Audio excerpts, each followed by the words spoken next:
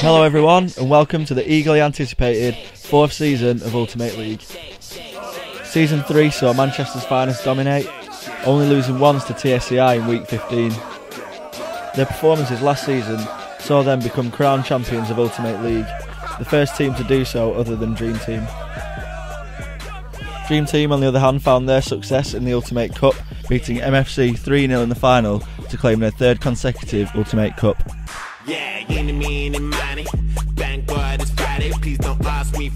Over the summer, activity in the transfer window has been high, with 2 of the most notable transfers being Ayman from FC Iraq to TSCI for an undisclosed fee, and even more surprisingly, last season's Player of the Season Jihan of Manchester's finest being snapped up by a Division 2 team. So to get this week's action underway, we'll start with last season's winners, Manchester's finest. They hope to keep the form up from their last campaign and look the part in their new black and white kit. They faced up against an Ayman-less FC Iraq who looked none the worse off for it. They created quite a few clear-cut chances, unfortunately they were only from range. Manchester's finest dominated early proceedings and did have most of the chances and most of the possession. Sharing clothes, that's rampy. Splitting bills, that's rampy. All the time, keep banking. Now her handprints on my backseat. I'm just strictly speaking, I'm friendly. Yeah, all my girls is fancy. In a white Ferrari Spider. Rolling with and somewhat against the run of play, FC Iraq took the lead, with Ahmed Nazir latching onto this cleverly taken free kick on the stroke of half-time. This was a feisty encounter, with both teams not afraid to get stuck in. And it was a penalty which saw Manchester's finest equalise when Shaft was brought down. It was Faz who stepped up to restore parity, which he did do confidently after missing a couple last season. The last of the clear-cut chances fell to Manchester's finest, and mainly Jabber, who had a good couple of chances and with this long-range effort cannoning off the post. Unfortunately, it wasn't enough for Manchester's finest, and they ended this game with a draw. FC Iraq will be pleased with their performance and will hope they can put to bed any bad memories of last season, finishing in the silver tier. They'll look to kick on from here and secure gold tier football this season. It's fantastic game rugby today. I think Wigan and St Helens were marvellous. I've got to say, amazing. I mean, I just thought, wow, the tackling, all this grappling. I mean, I thought it was amazing. There wasn't any tries though. There were no tries. Unfortunately, there's no tries. Just conversions. Yeah, just the odd conversion. But yeah, it was a great game. The champions are back anyway. The main thing is Dream Team lost. Oh yeah, am I allowed to say that? Now we bring you Dream Team, who have a history of starting strongly in Ultimate League, but this week they faced up against a rejuvenated underdog side. Dream Team came close in the opening minutes, with Tango unlucky not to score from Bobby's free kick.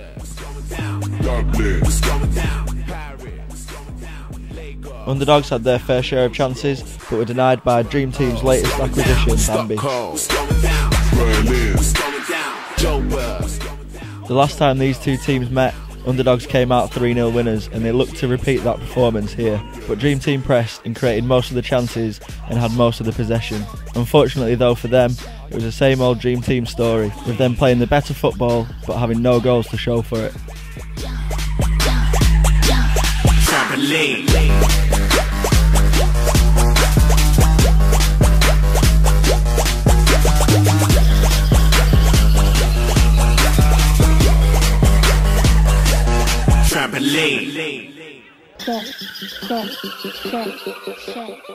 It was Underdogs, however, that broke the deadlock with this fine finish from a good passing move. Unfortunately for Dream Team, they couldn't come back and had to concede defeat in this one. Underdogs look promising in this one and will want to carry their form on into next week when they play FC Iraq. Dream Team will look to put this result behind them and put in an improved performance against MFC next week. Oh yes, the new signing, thank you. That was the formula, that was the formula. Two new signings. Yeah, no, we just did what we did last time, kept it compact and did what we know best, score goals. Simple. Now we bring you TSCI versus Sharpshooters, formerly Heaton and Salford.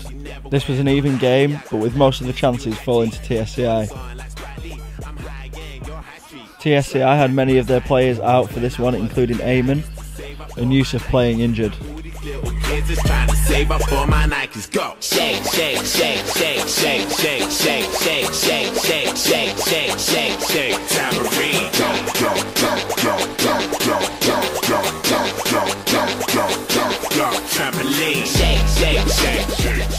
Sharpshooters took the lead with this spectacular strike from China.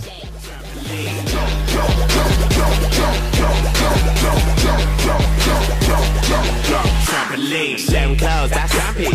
Splitting bills, that's rampy. All the time, keep blanking. Now her handprints on my backseat. I'm just strictly speaking, I'm friendly. Yeah, all my girls is fancy. Yeah, no white Zaf from TSCI latched onto Razak's free ball and made it all square. She slipped, whoa, wine like she re-re and wine too. My lips so she asked me if I'm single. I said maybe, I think so. I can't concentrate when that phone's on. China was on point again for his team, who made it 2-1, and TSCI were unable to come back from this, despite Akil hitting the bar. TSCI will be disappointed with this result and will hope to do better next week. Sharpshooters will be delighted and will hope China can produce this sort of performance every week. Game 4 of Week 1 saw JJGK take on newly promoted Gladiators. This was an even game with both teams having their chances, but most of them falling to JJGK. So much money in my pocket, my pants might be sagging, my car might be tinted, my weed might be scented, my girl might be... JJGK looked to capitalise on a retake and free kick, with Fazan making no mistake with this sublime strike. It must be on to the break of dawn, party like Rockstar. We don't stop till we see them fucking cop cars. Shake, shake, shake, shake, shake, shake. JJGK can only be pleased with the way they played today and will look to continue this over the coming weeks. Gladiators, however, may have a tougher challenge next week against TSCI. The penultimate game of this week sees Bayern Leverkusen take on MIC. It looked as though Mustafa Al-Qadar and Malik had joined forces on this one, bringing the best players from last season together, and they looked impressive in this one. Their opponents, MIC, were fresh off the back of the Charity Cup win and looked to start strongly in Division 1. Last year's Young Player of the Year, Sam Rameh, got the first for Bayern Leverkusen, but the MIC striker Amar equalised for MIC shortly after. However, on the stroke of half-time, Sam made it 2-1 for Bayern Leverkusen.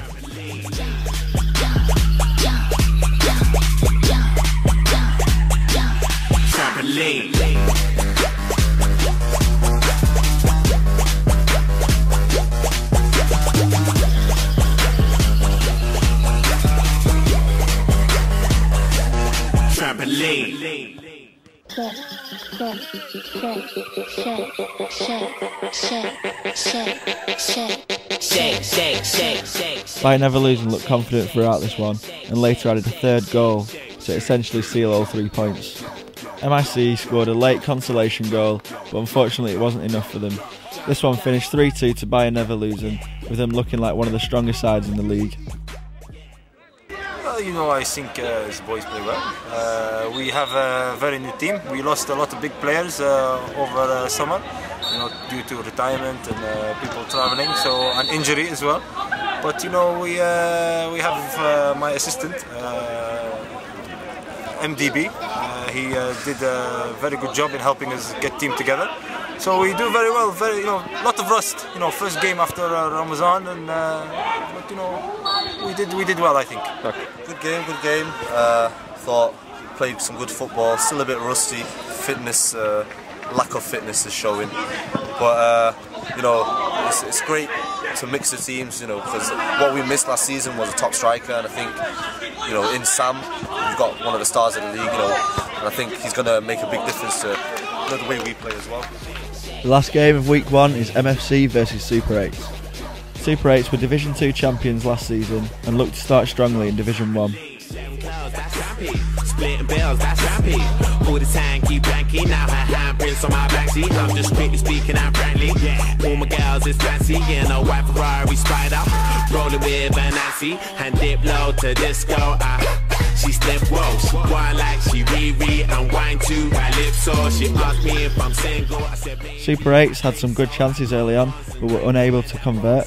But it was MFC who took the lead through veteran Giz with this poorly filmed goal.